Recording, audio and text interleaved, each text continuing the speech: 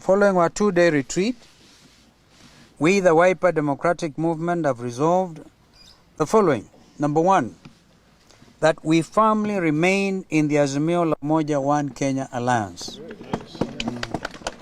Number two, that we fully support the ongoing Azimio la Umoja One Kenya People's Barazas.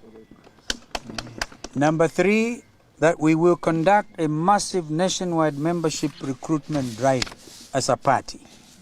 And number four, as a party, we have also resolved that our county assembly members should fully support our governors and work together as a team. Yes.